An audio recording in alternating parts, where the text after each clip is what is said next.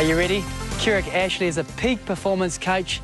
He's come all the way over from Brisbane to teach me how to walk on glass. I'm waiting in eager anticipation. Welcome to the show. Thanks, Brendon. Now, you not only teach people how to walk on glass, you're a fire walker as well, and you hold a world record. Yeah, 81 meters of 600 recalls. So what are you doing in New Zealand?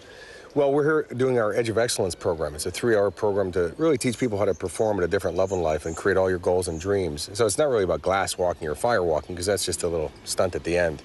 That's just proof that you can do whatever you thought was impossible isn't really that impossible. It's interesting because you've had an interesting life. You used to be an actor. You've worked with Kiwi actor Russell Crowe. Yeah, first American movie. You ended up in Australia. Tell us the story.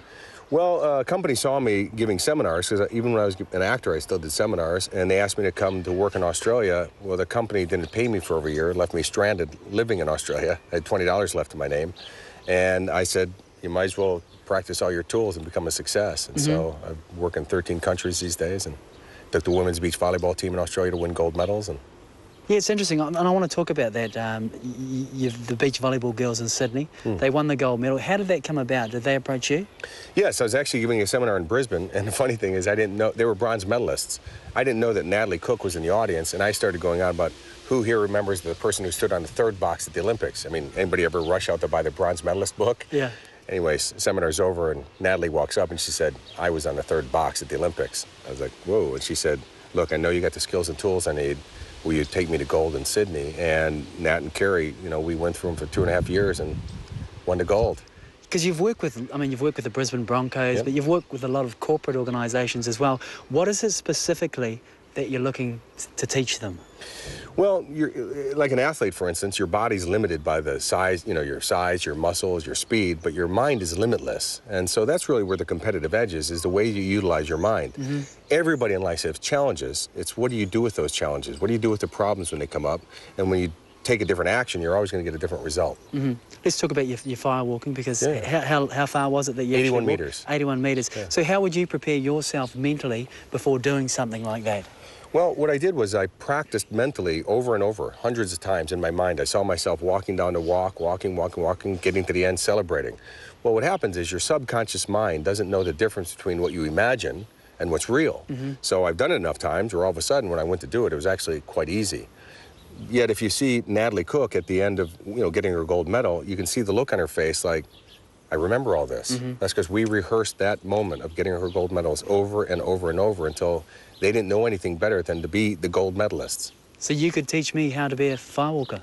I can teach you how to be a glass walker in about 2 seconds. So what's the preparation for this in order for me to walk across this glass? Well, first I'm going to say don't try it at home, you know, just for safety purposes. It's about letting go. It's about taking each step with certainty and actually enjoying life, because in life there's going to be perils, there's going to be risks. Is learning to let go and enjoy yourself, and you'll relax and your feet will just mold over the glass. You'll be fine, you'll be safe. Righto. Yeah. Should we go then? Let's go. I'm going to have a go. You want me to go first, or? You go first. You can talk us through it. Yeah, it's kind of like inventing a parachute. You don't want somebody else to try it. It is real glass, people.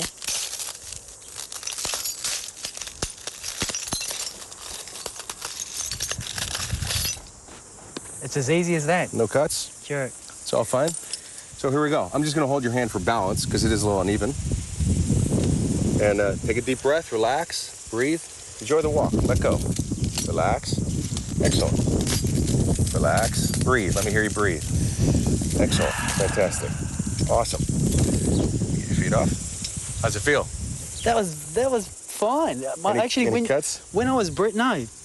You're fine. Would you like to see the bottom of my feet? There you go, and it's real glass. It was, and when you told me to breathe through it, my feet did feel like they were molding into the glass, and that's amazing. What happens is in life, you know, we try to resist what happens, and that's what gets us hurt. And so, like your foot, when you normally step on a piece of glass, you're trying to resist it, you know, strength against strength. Well, it's going to cut you. But as soon as you relax, just like in life, you'll think better, you'll act better, and you always get better results. What do you love about doing what you do? I just love watching people get it, where the gears engage and light comes on and say, I can do anything. I mean, you know, to be at the Olympics, to watch these two girls win, every time I see the footage, it's teary-eyed for me. There's people from all walks of life. They quit smoking, they lose weight. We had a woman last year lose 47 kilos after one of my programs. I mean, transformed their whole life because people believe they can do anything they want to in life, and that's the best part of it. So where do you want to take it from here, I guess? Just teach it to as many people as possible, because I think as you look at the world these days, there's a lot of trouble, and the only way it's going to ever get better is for all of us to start taking personal responsibility to enjoy our lives better, because then we'll teach other people to enjoy their lives better. When did you start thinking in this way? Because you're born, you come from Chicago, Yeah, I came in the from US. Yeah, I was homeless. And you've come over to Brisbane. Yeah. When did it all start that you realised that this is what you wanted to do? Well, the funny thing is I was told by classmates that I used to do it even in high school. They used to hold little seminars in the hallway. But what really happened was when I was an actor, I was involved in a helicopter crash on a Chuck Norris film where 5 guys died and my best friend died.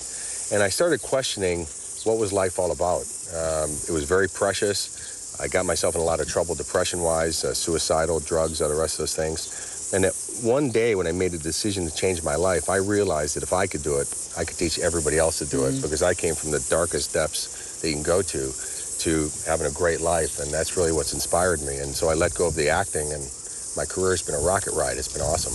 Well, it's an absolute pleasure, Kurek, to have you on the show today and to have you in New Zealand. I know you're going to be coming back, and maybe the next time that you come back, we'll walk on some fire. Let's get you on fire. I've done the glass. I'm going to the next level now. What do you think of that, Sarah? I tell you, I'm very impressed. I couldn't believe it, because you actually walked quite quickly, but it was interesting when he said keep breathing, because I bet you did want to hold your breath. It was the breathing. I was holding... Yeah, I was a bit nervous in waiting for it, but hey, it wasn't too bad. You should try it next time. Maybe, if I can wear my shoes. No shoes. Bare feet.